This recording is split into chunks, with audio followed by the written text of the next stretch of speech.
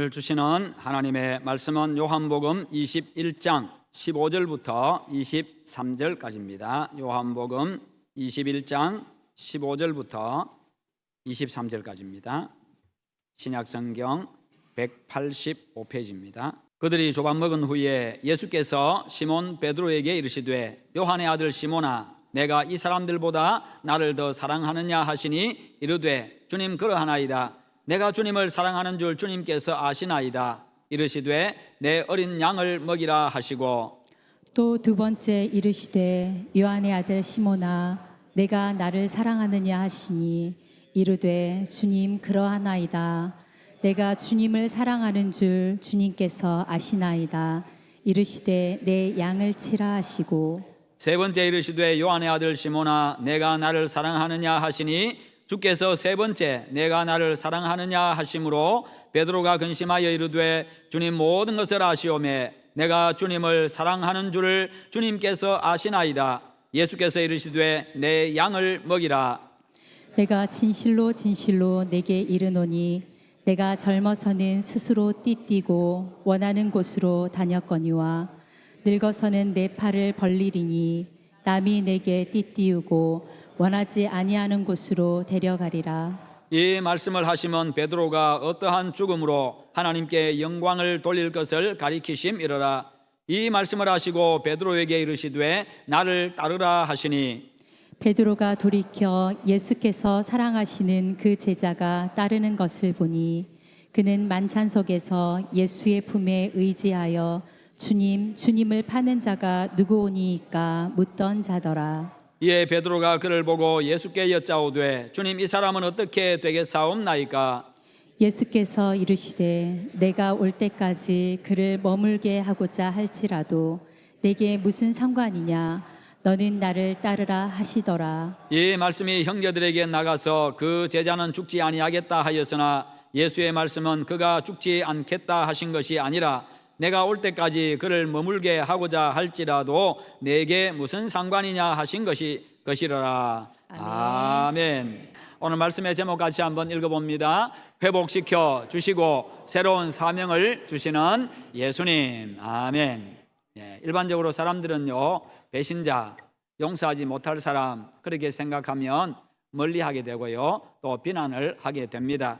그런데 우리 예수님은 오히려 그들을 먼저 찾아가시고 그들을 회복시켜 주시고 거기다가 일까지 맡겨주십니다. 사명까지 맡겨주십니다. 그러기에 자주 주님을 배신하고 실패하는 우리들에게도 소망이 있습니다. 십자가에서 우리를 위해서 대속의 죽음을 죽으셨던 우리 예수님께서 부활하신 이후에 제자들을 만나 주셨고 또 성경에 기록되지 아니한 많은 표적들을 행하셨습니다. 우리 예수님께서 그렇게 하신 이유는 바로 예수님이 하나님의 아들 그리스도이심을 믿게 하고 뿐만 아니라 믿고 예수님의 이름을 힘입어서 생명을 얻게 하기 위함이라고 요한복음 20장 30절과 31절에서 말씀을 하고 있습니다. 그런데 그 부활하신 예수님을 만났습니다만 제자들은요 베드로가 물고기를 잡으러 고향으로 돌아가겠다고 이야기를 하자 여러 제자들도 함께 동참을 하고 함께 따라가게 됩니다.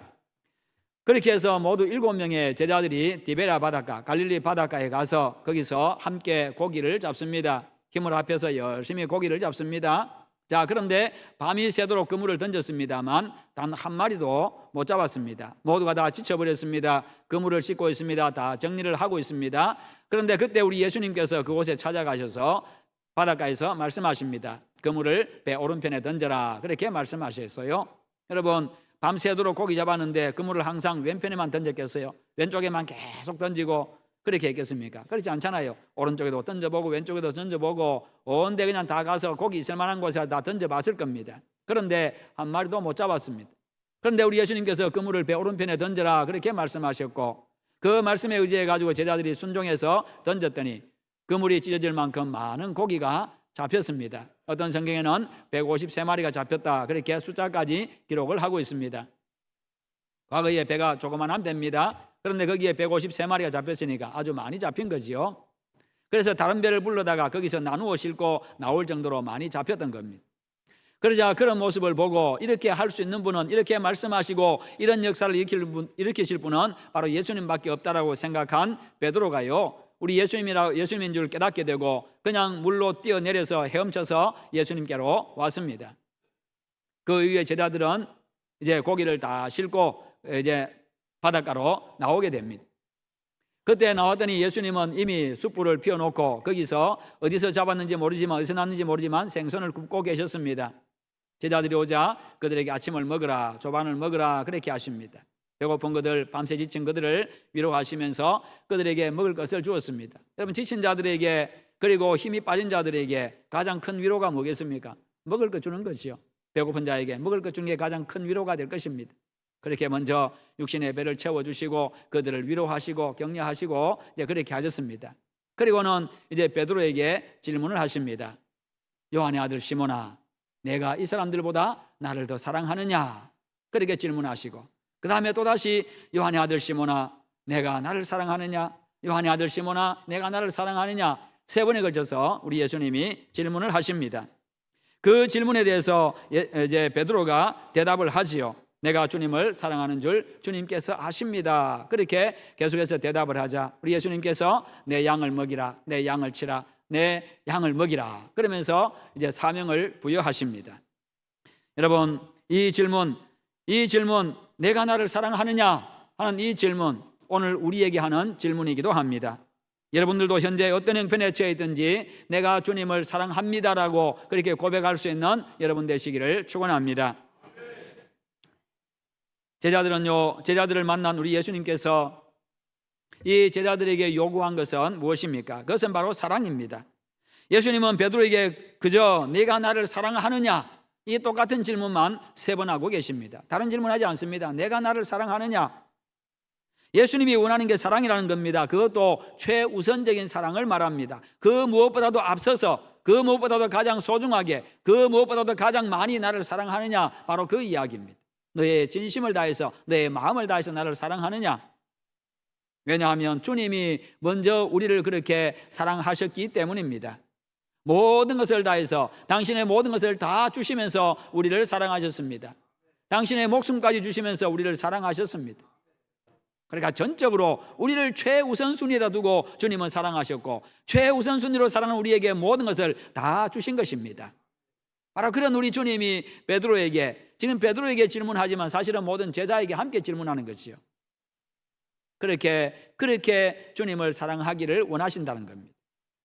주님은 우리가 죄로 말미암아 죽었던 우리를 회복시켜 주시기 위해서 십자가에서 모든 고난을 다 당하고 죽으심으로 우리의 죄값을 대신 지불하셨습니다. 그래서 우리의 모든 죄를 다 용서해 주셨고, 그분이 부활하심으로 우리에게 영원한 생명을 주셨습니다. 천국 가게 해 주셨습니다. 우리를 위해서 당신의 모든 것을 다 주시고 다 희생하신 그분께서 내가 나를 사랑하느냐고만 3번에 걸쳐서 물으신 겁니다. 주님의 제자, 주님의 일꾼에게는 주님에 대한 사랑만 있으면 된다는 겁니다. 왜요? 주님에 대한 사랑만 있으면 희생하게 되어 있고, 사랑만 있으면 헌신하게 되어 있다는 겁니다. 사랑만 있으면 된다는 것이. 그리고 주님이 제자인 우리에게 사랑을 요구하시는 것은 앞으로 우리가 복음을 전파함에 있어 가지고 많은 고난이 다가오기 때문에 주님에 대한 사랑이 있어야만 끝까지 그 사명을 감당할 수 있기 때문입니다. 이 고난 앞에서 주님을 사랑하지 아니하고는 사명 완수할 수 없기 때문이지요. 주님을 최우선적으로 사랑하심으로 때로는 고난이 다가온다 할지라도 주님에 대한 그 사랑 가지고 잘 이겨내시기를 축원합니다. 그런데 주님은요, 베드로를 부르시면서 요한의 아들 시몬아 이렇게 부르고 계십니다. 요한의 아들 시몬아. 이 시몬의 이름을 베드로로 바꿔주신 분이 예수님이십니다. 그런데 지금 예수님은요, 베드로를 부르면서 요한의 아들 시몬아라고 이렇게 다시 옛날 이름으로 부르고 계십니다. 그렇게 부른 것은 이제 베드로라, 너는 베드로로 불릴 자격이 없다라는 그런 징계 목적으로 그렇게 부른 것이 아니라는 것이요. 소망 없는 원래 모습으로 돌아간 그 자신을 보게 하고 다시 회복시키기 위함입니다. 너의 옛 모습이 어떤 모습이었냐, 그리고 그 다음에 내 부름을 받고 난 다음에 너의 인생의 목적이 무엇이었고 목표가 무엇이었고 네가 어떻게 살았느냐? 내게 배운 것이 무엇이냐? 그런데 네가 지금 옛날의 모습으로 돌아가 있다. 이것을 다시 확인하라는 것입니다. 현재 고기를 잡고 있는 것처럼 너는 원래 어부의 아들이었고 너는 어부였고, 그런데 원래 그 모습으로 네가 돌아갔구나. 그러나 너는 여전히, 그럼에도 불구하고 너는 여전히 나에 대한 사랑이 변함이 없느냐? 나를 역시 사랑하고 있느냐? 그렇게 묻고 있습니다. 외적으로는 과거로 돌아갔습니다만 제자로서의 삶에 대한 마음이 남아있는지, 앞으로 제자로서 계속 살아갈 그 마음이 남아있는지, 자신을 제자로 부르신 주님께 대한 사랑이 남아있는지 다시 한 번 더 확인해 보라는 것이요.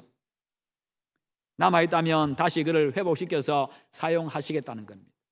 이렇게 주님은요, 사람을 포기하지 않습니다. 버리지 않습니다. 끝까지 찾아가시고 끝까지 용납해 주시고 끝까지 회복시켜 주시고 끝까지 사용하시는 분이십니다. 그 주님을 사랑하시기를 축원합니다. 베드로를 향한 변함없는 사랑으로 새로운 사명을 다시 주시기 위해서요, 그를 겸손하게 다시 준비시켜 주고 있습니다. 베드로는요, 마지막 날 밤 만찬 때에 자신은 죽기까지 주님을 따르겠다고 약속했었습니다. 그러나 그는 허무하게 넘어지고 말았습니다. 다른 사람 다 주님 배반해도, 다른 사람 다 도망쳐도 나는 절대로 주님 배반 안 합니다. 나는 절대로 도망 안 갑니다. 끝까지 나는 주님을 지킬 거고 끝까지 나는 주님 곁에 있을 겁니다. 그렇게 약속했습니다. 그러나 그 약속, 그 결심, 그 장담 여지없이 무너지고 말았습니다. 그러나 주님은요, 베드로 속에 있는 주님에 대한 사랑과 제자로서의 삶에 대한 마음을 일깨워 가지고 그를 다시 회복시켜 주기 위해서 이런 말씀을 하신 겁니다. 또한 앞으로 사명자로서 당할 고난 앞에서 다시 넘어지지 않도록 하기 위함이지요. 그런데 이때 예수님이 사용하신 단어는요, 처음으로 사용하신 단어, 내가 나를 사랑하느냐 할 때 이 사랑은 아가페입니다. 아가페. 이것은 신적인 사랑을 말합니다. 하나님이 가진 사랑, 신적인 사랑, 희생적인 사랑, 무조건적인 사랑, 하나님이 가진 사랑. 내가 너를 사랑한 것처럼, 신적인 사랑으로, 이 절대적인 사랑으로 너를 사랑한 것처럼, 모든 것을 다해서 무조건 너를 사랑한 것처럼 너도 나를 그렇게 사랑하느냐, 그렇게 물으신 거예요. 이 질문에 베드로가 대답을 합니다. 내가 주님을 사랑합니다. 그 주님이 알고 계십니다. 그런데 내가 주님 사랑합니다라고 할 때 이 사랑은 필리아로 대답을 했습니다. 인간적인 사랑, 아가페 사랑보다는 좀 수준 낮은 사랑, 친구와 같은, 이 친구에게 하는 그 사랑, 우정과 같은 그와 같은 사랑을 이야기합니다. 주님, 나는 아가페 사랑은 자신이 없습니다. 그러나 내가 필리아의 사랑으로 주님을 사랑합니다.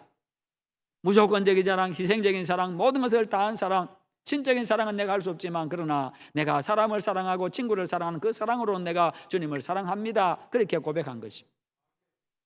예수님은 아가페 사랑을 요구하고 있습니다. 그래서 두 번째까지는요, 희생적인 사랑, 헌신적인 이 사랑, 하나님의 사랑, 이 아가페로 묻고 계시는데, 그러나 베드로는 두 번 다 친구 간의 사랑과 같은 그런 대답으로 필리아로 대답을 합니다. 예수님을 배반하기 전에 베드로 같았으면요, 자신 있게 아가페로 대답했을 겁니다. 주님, 나도 똑같습니다. 주님 나를 사랑하시는 것처럼 나도 주님 그렇게 사랑합니다. 그렇게 충분히 대답했을 겁니다. 다른 사람들은 그렇게 사랑 못해도 나는 주님 그렇게 사랑합니다. 충분히 장담하고 자신 있게 대답했을 겁니다. 그러나 자신 있게 주님을 끝까지 사랑하겠다고 약속했지만 너무나도 힘없이 실패하고만 뼈아픈 경험을 하면서요, 자신의 연약함을 베드로는 이미 깨달았습니다. 장담한다고 되는 게 아니구나. 내가 결심한다고 되는 게 아니구나. 내가 큰 소리 친다고 되는 것도 아니구나. 내가 이렇게 연약한 존재구나. 연약한 종 앞에서도 주님을 부인하는, 여종 앞에서도 주님을 부인하는 그런 나약한 그런 존재구나. 그래서 희생적이고 헌신적인 신적인 사랑으로 사랑한다고 감히 고백을 하지를 못한 겁니다. 처음에는 내가 이 사람들보다 나를 더 사랑하느냐라고 질문하셨는데, 두 번째는요, 요한의 아들 시몬아, 내가 나를 사랑하느냐, 이렇게 질문하십니다. 이 사람들보다라는 그 말씀을 빼고 있습니다. 남들보다 얼마나 더 사랑하느냐, 이게 중요한 게 아니라 내가 얼마나 주님을 더 사랑하느냐, 이게 중요하다는 것이. 남이 나를 1만 사랑하면요, 주님을 1만 사랑하면 남들보다라고 할 때 나는 2만 사랑해도 남들보다 더 많이 사랑하는 거지요. 그래서 상대적인 사랑이 아니라 절대적인 사랑을 요구하고 있는 겁니다. 남들이 중요한 게 아니라 네가 정말 나를 진심으로 사랑하느냐, 정말 전적으로 사랑하느냐, 가장 사랑하느냐, 우선적으로 사랑하느냐, 그것을 묻고 계십니다. 세 번째 질문은 예수님께서 필리아로 바꾸어서 질문하십니다. 내가 나를 사랑하느냐, 네가 친구를 사랑하듯이 나를 그렇게 사랑하느냐, 이제 그렇게 묻고 계십니다. 왜요? 이제는 베드로의 마음을 아셨고 베드로의 그 사랑, 그 우정과 같은 그 친구 사랑하는 그 마음, 그 사랑을 이제 예수님께서 용납하시고 그것을 받아주시고 인정해 주시는 겁니다. 세 번이나 반복해서 너는 나를 사랑하느냐고 그렇게 질문하시자 베드로가 근심에 빠졌습니다. 이전처럼 장담할 수가 없어서 그랬을 겁니다. 그러나 여전히 그의 대답은 주여 모든 것을 아시오매 내가 주를 사랑하는 줄 주께서 아시나이다. 주님 알고 계시지 않습니까? 주님 내 마음 다 알지 않습니까? 그런 것처럼 내가 주님 사랑합니다. 베드로는 진심으로 주님을 사랑하고 있었습니다. 이제는요 장담할 처지는 못 되어도 주님을 사랑하는 그 마음만은 분명했습니다. 그 마음만은 확실했습니다. 비록 이낙해서 한번 실패하고 주님을 부인했었고 도망쳐버렸지만 그러나 주님에 대한 사랑만큼은 변함이 없다는 거예요. 그래서 주님에 대한 내 사랑을 주님이 아십니다 이렇게 고백하고 있습니다. 실패를 통해 가지고 그의 사랑 고백은요 더 성숙해지고 있습니다. 그런데요 오히려 더 강한 고백이라는 겁니다. 주님이 아십니다. 이 말이 더 강한 고백입니다. 주님도 아실 만큼, 주님도 내 사랑을 아실 만큼, 주님도 내 사랑을 아실 만큼 내 사랑은 그만큼 확실합니다. 바로 그 이야기죠. 그만큼 아주 강하게 고백하고 있는 거예요. 주님이 증인이지 않습니까? 그는 자신의 말보다는요 주님께서 나를 어떻게 보시느냐, 어떻게 인정하시느냐, 그것을 지금 더 중요하게 여기고 있는 겁니다. 우리가 주님을 사랑한다고 아무리 큰 소리 쳐도요 주님께서 인정하지 아니하시면 아무 소용이 없는 겁니다. 주님 앞에서 우리는 그 어떤 것으로도 나를 포장할 수 없습니다. 주님 사랑한다고 이야기하지만 어떤 것으로도 포장할 수가 없습니다. 위장할 수가 없는 것이요. 주님이 알고 계시기에. 여러분 주님을 사랑하십니까? 여러분을 구원하신 그 주님을 진심으로 사랑하십니까? 그렇다면 공개적으로 내가 주님 사랑합니다라고 그렇게 고백할 수 있으십니까? 주님이 인정하시는 진정한 사랑의 사람이 되시기를 축원합니다. 우리도 베드로처럼 주님을 부인하고 배반할 때가 있습니다. 아니 참 많습니다. 어쩌면요 베드로와는 비교가 안 될 정도로 너무나도 자주 너무나도 쉽게 주님을 배반하고 주님을 부인합니다. 그래도 베드로는 이해가 됩니다. 왜요? 죽음이라고 하는 이 위기 앞에서, 그 위협 앞에서 주님을 부인했기 때문입니다. 도망쳤기 때문입니다. 왜요? 내가 그 주님의, 저 예수님의 제자다. 내가 저 예수의 제자다. 나도 저 예수님을 믿는다. 그렇게 고백했으면 자기도 십자가에 못 박혀야 됩니다. 자기 목숨이 달아납니다. 그런 목숨의 위기 앞에서, 그 두려움 앞에서요 주님을 부인했습니다만, 그러나 우리는 그러지 않습니다. 내가 조금만 애쓰면, 내가 조금만 노력하면, 내가 조금만 손해보면, 내가 조금만 희생하면 얼마든지 주님 부인하지 않고 살아갈 수 있는데, 주님 배반하지 않을 수 있는데, 손해보지 않기 위해서, 내가 희생하지 않기 위해서, 내가 힘들지 않기 위해서, 내가 어려움 당하지 않기 위해서 그냥 그렇게 그것을 떠나버립니다. 예수 안 믿는 것처럼 그렇게 행한다는 것이. 그렇게 우리는 그런 위기 앞에서는, 그런 위기 앞에서는 예수 믿지 않는 사람처럼 그렇게 말하고 행동할 때가 있다는 것이요. 그러면서 불의를 행하고 불법을 행하고 그런다는 겁니다. 이게 다 주님 배반하는 거고 주님 부인하는 겁니다. 그러나 그런 우리에게도 소망이 있습니다. 위로가 있습니다. 왜요? 실패한 베드로를 찾아주신 주님이 오늘 우리도 찾아와 주시고 우리도 만나 주시기 때문입니다. 그런 연약한 우리를 회복시켜 주시고 더 강한 자로, 진정으로 주님 사랑하는 자로 우리를 회복시켜 주시고 만들어 가시기 때문입니다. 그럼에도 그래도 불구하고 우리를 버리지 않기 때문입니다. 포기하지 않기 때문입니다. 어떻게든지 우리를 바꾸어서, 우리를 만들어서 그렇게 사용하시기 때문입니다. 그렇게 베드로처럼 회복할 수 있는 기회를 우리에게 주십니다. 주님이 오늘 우리에게 물으십니다. 종민아, 네가 나를 사랑하느냐? 네가 나를 사랑하느냐? 이 질문에 그 무엇보다도 우선적으로 진정으로 내가 주님 사랑합니다, 이렇게 고백할 수 있기를 축원합니다. 그 사랑으로 이웃과 교회를 사랑하고 섬기고 충성하며 살아가시기를 바랍니다. 그리고 주님을 사랑하는 자에게 주님은 사명을 주신다는 겁니다. 베드로의 고백을 통해 가지고 사랑을 하신 우리 예수님은요, 그에게 새로운 사명을 부여하십니다. 내 양을 먹이라. 내 양을 먹이라. 내 어린 양을 먹이라. 내 양을 치라. 내 양을 먹이라. 세 번에 걸친 질문에 세 번에 걸친 대답, 그리고 세 번에 걸친 우리 주님의 사명 감당할 수 있도록 맡겨주시는 것. 이렇게 목양의 사명을 주셨습니다. 목회의 사명을 주셨습니다. 하나님께서 저에게 여수정로교회 성도 여러분들을 맡겨주신 것처럼 하나님께서 지금 베드로에게, 제자들에게 지금 당신의 양들을 맡기고 있습니다. 목양을 맡기고 있습니다. 목회를 맡기고 있습니다. 이것을 통해 가지고 베드로를 다시 회복시켜 주십니다. 제자들을 회복시켜 줍니다. 여러분, 목양의 이 사명은 크게 두 가지인데, 첫 번째는 복음 전파의 사명입니다. 복음을 전해서 하나님의 잃어버린 양들을 찾아오라는 것입니다. 찾아서 그들을 목양하라는 겁니다. 그들을 기르라는 겁니다. 말씀으로 양육하라는 겁니다. 두 번째는 교회 안에 있는 어린 양들을 잘 돌보는 것입니다. 부활하신 주님이 베드로에게 양을 돌보라고 말씀하신 것은 교회 안에 있는 어린 성도들을 말씀으로 잘 양육하고 신앙 성장을 위해서 최선을 다하라는 명령입니다. 어린 양은 매우 나약하고 자기를 방어할 능력이 부족한 양입니다. 교회 안에 있는 이런 믿음이 약한 이 주님의 양들을 잘 돌보라는 명령이고, 사실은 모든 성도가 다 양들과 같습니다. 약합니다. 그래서 먼저 부름받은 성도들은요, 어린 성도를 말씀과 사랑으로 잘 지도하고 이끌어가야 합니다. 바른 믿음, 강한 믿음을 갖도록 해야 될 책임을 가지고 있습니다. 그들을 잘 돌보고 기르도록 하기 위해 가지고 먼저 베드로를 세워주시고 그를 회복시켜 주시고 그에게 주님에 대한 사랑을 강화시켜 주고 있습니다.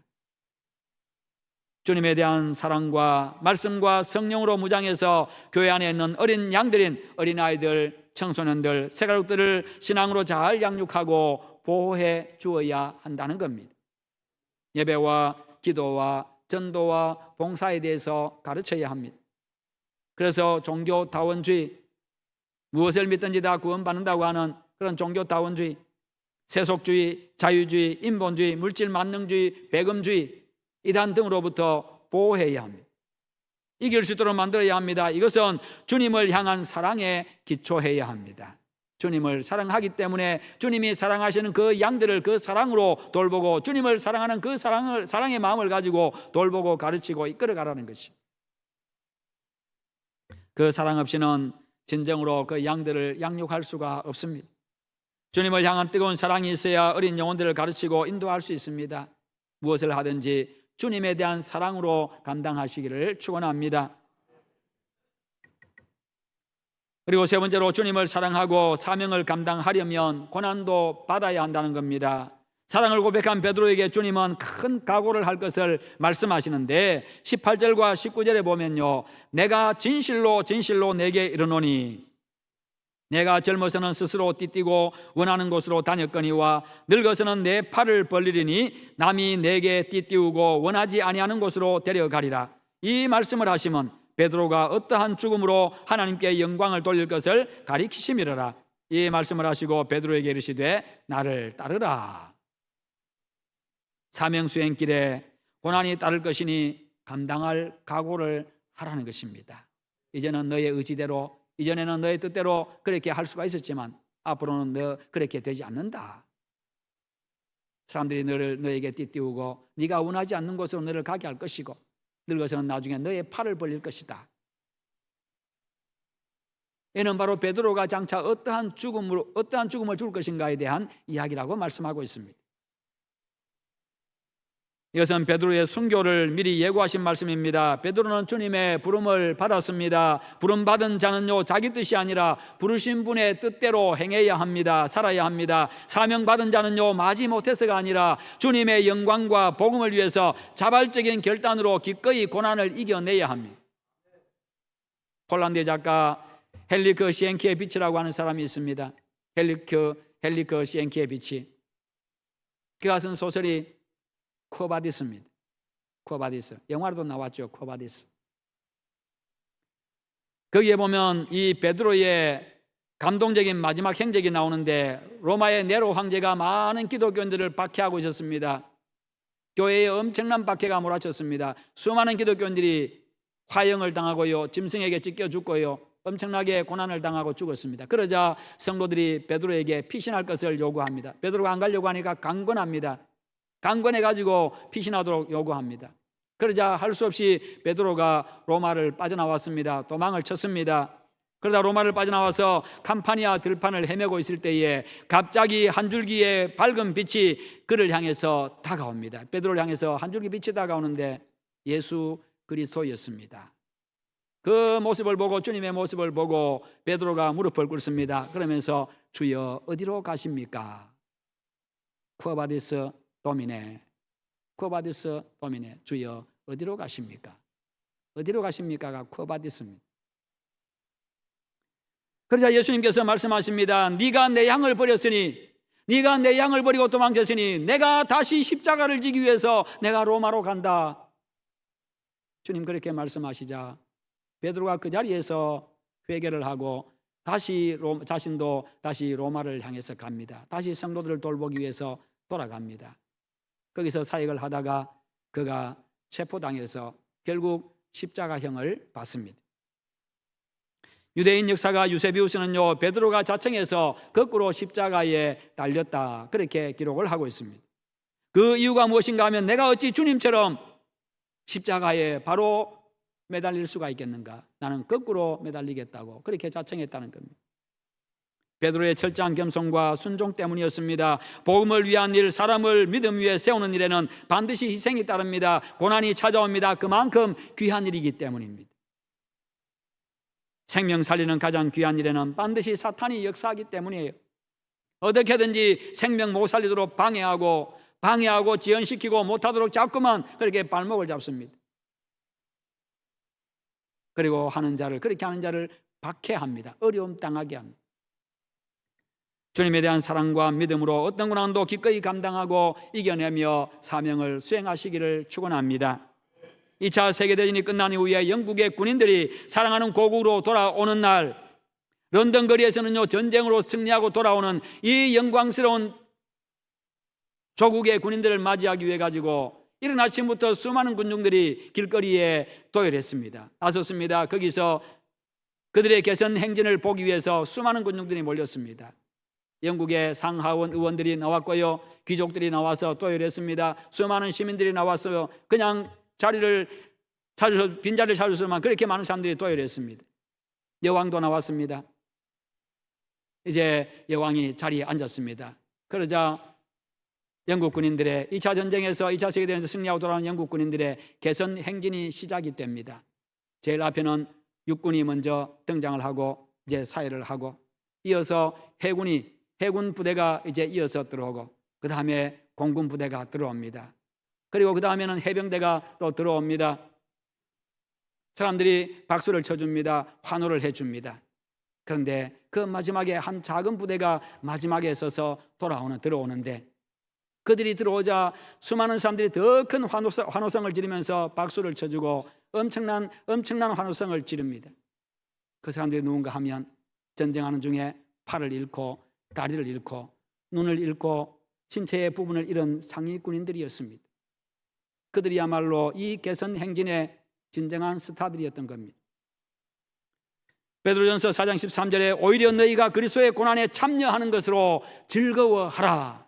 그리스도의 고난에 참여하는 것으로 즐거워하라. 이는 그의 영광을 나타내실 때에 너희로 즐거워하고 기뻐하게 하려 함이라. 주님 위해서 고난 받으면 결국 우리가 기쁨을 누리고 영광을 얻게 된다는 것입니다. 주님을 사랑하는 우리들도 주님을 위해서 고난받을 수 있어야 합니다. 주님의 양들의 모임인 교회를 위해서도 자발적으로 고난에 동참할 수 있어야 합니다. 여러분, 주님을 사랑하는 게 무엇입니까? 바로 주님의 몸인 교회, 여러분 옆에 앉아있고 앞뒤로 앉아있는 교인들을 사랑하는 겁니다. 이게 바로 주님 사랑하는 겁니다. 주님을 사랑하는 게 무엇입니까? 주님의 말씀에 순종해서 말씀대로 살아가는 것입니다. 나를 사랑하는 자는 내 계명을 지키는 자요, 교우들을 사랑하는 모습으로, 말씀대로 살아가는 모습으로 주님의 사랑을 날마다 증명하며 살아가시기를 축원합니다. 부활하신 우리 주님이 오늘 우리에게 물으십니다. 네가 나를 사랑하느냐? 네가 나를 사랑하느냐? 이 물음에 주님, 내가 진정으로 주님 사랑합니다, 이렇게 우리 모두 고백하시기를 바랍니다. 그래서 주님이 부르신 길을 가면서 맡겨주신 사명을 끝까지 감당함으로 훗날 우리 주님 앞에 영광스럽게 설 수 있는 그런 우리 모두가 되시기를 주님의 이름으로 축원합니다. 함께 기도하십시다. 기도하실 때 주님, 내가 주님을 진정으로 사랑하기를 원합니다. 주님을 진정으로 사랑함으로 내가 행하기를 원합니다. 주님을 사랑하는 모습으로 내가 그 증거로 내가 주의 몸된 교회 성도들을 사랑하게 하시고, 그리고 주의 말씀대로 준행하며 살아가게 하시옵소서. 그래서 주님이 어떤 분인가를 드러내는 삶을 살게 하시옵소서. 다 함께 기도하겠습니다. 거룩하신 하나님 아버지, 감사합니다. 오늘 우리에게 말씀 주심을 감사합니다. 내가 주님 사랑하기를 원합니다. 내가 진정으로 주님 사랑하기를 원합니다. 주님께서 나에게 물으실 때 네가 주님 사랑하느냐 물으실 때에 내가 주님 사랑합니다라고 고백할 수 있는 저희들 되게 하여 주시옵소서. 진정한 사랑의 사람이 되게 해주시기를 원합니다. 그 증거로 주의 몸인 교회 우리 성도들을 사랑하게 하여 주시옵시고, 주의 말씀대로 준행하며 살아가는 자 되게 하여 주시옵소서. 그렇게 주님 사랑하는 자로 날마다 살아감으로 말미암아 주께서 맡기신 바 사명도 잘 감당하고 끝까지 감당하게 하시고 모든 고난을도 능히 감당하며 이겨내는 믿음의 용사들 되게 하시옵소서. 감사합니다. 예수님의 이름으로 기도하옵나이다. 아멘.